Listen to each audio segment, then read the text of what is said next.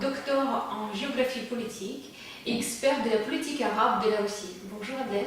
Bonjour.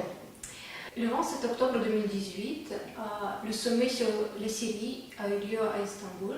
C'était le sommet assez atypique puisque pour la première fois, la France et l'Allemagne, qui font partie du groupe de contact, travaillaient ensemble dans ce format avec la Russie et la Turquie du groupe d'Astana.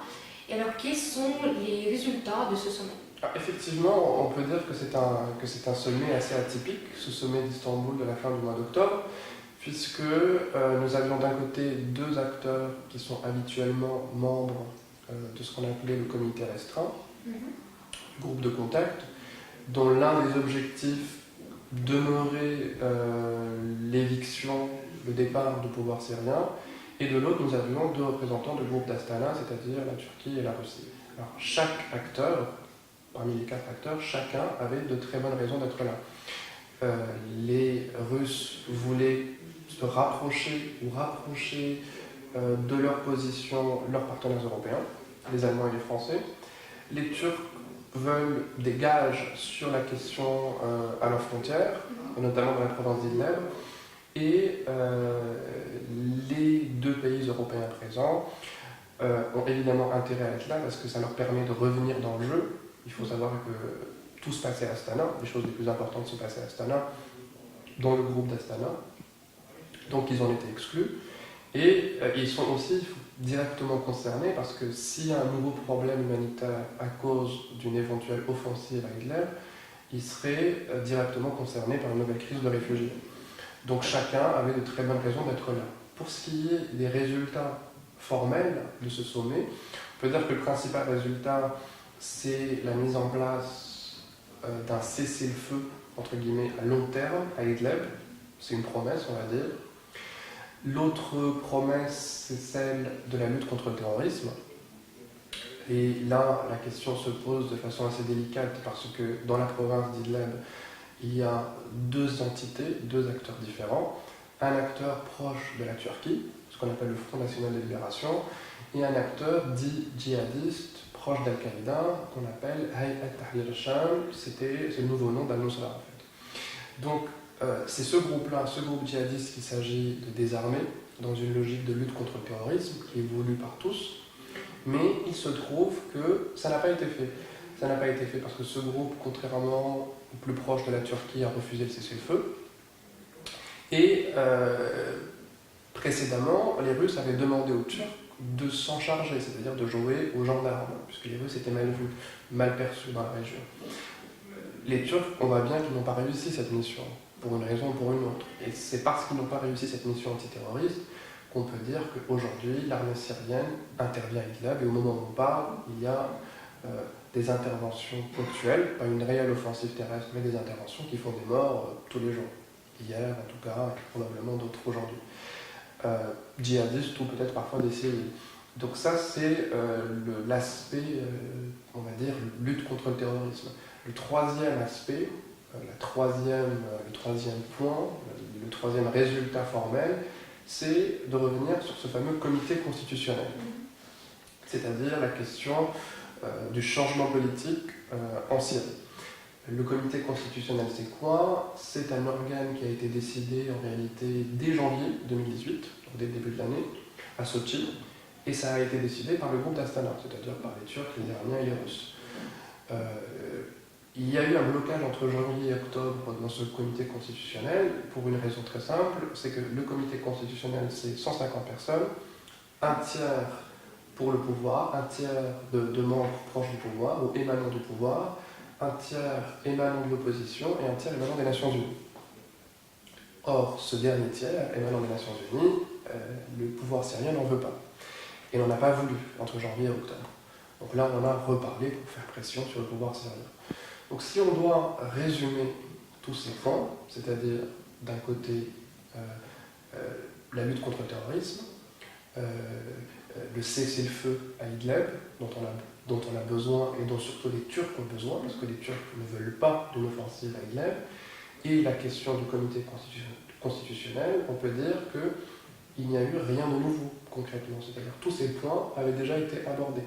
C'est-à-dire que le sommet d'Istanbul n'a rien inventé.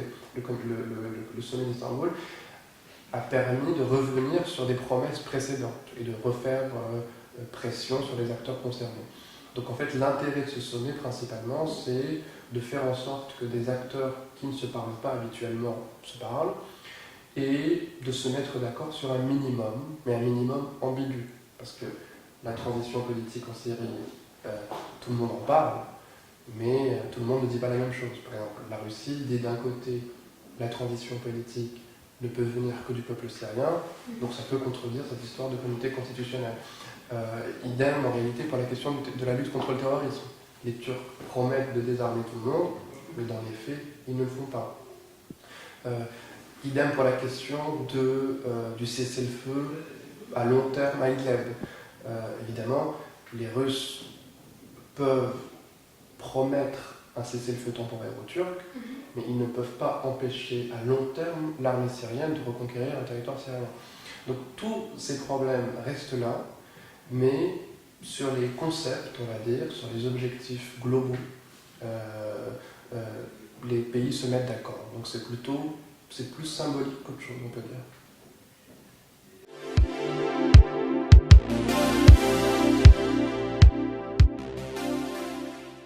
Adlan, est-ce qu'aujourd'hui on peut parler de la victoire ou du pari gagné des Russes en Syrie? Oui, je pense qu'on peut très clairement dire que la Russie a gagné son pari en Syrie. Militaire ou diplomatique? Je pense qu'il y a eu une double victoire militaire et diplomatique de la part de la Russie en Syrie. Alors la victoire militaire, c'était notamment après la bataille, dans le cadre de la bataille d'Alep et après Alep, une victoire militaire assez nette, et une victoire diplomatique et politique encore plus qu'une victoire militaire, parce que quand on y réfléchit, la Russie a réussi, d'un point de vue stratégique, plus globalement, ce que les Soviétiques n'avaient pas réussi à faire en Afghanistan. C'est-à-dire maîtriser le territoire, c'est-à-dire maîtriser les voisins. Il faut savoir que l'un des principaux problèmes de l'armée soviétique en Afghanistan, c'était la frontière pakistanaise. Là, la frontière turque a été bien gérée, notamment grâce à un rapprochement politique avec la Turquie. Donc on peut évidemment dire que la Russie a bien géré son pari, et pour s'en convaincre, il suffit de voir la manière dont la Russie est aujourd'hui accueillie dans la région. Quand on y pense, au début du conflit syrien, à partir de 2011, 2012 et 2013 aussi, la Russie était un acteur très mal perçu par une bonne partie à la fois des États et des opinions publiques arabes. C'est-à-dire que, pour le dire très simplement, la Russie divisait.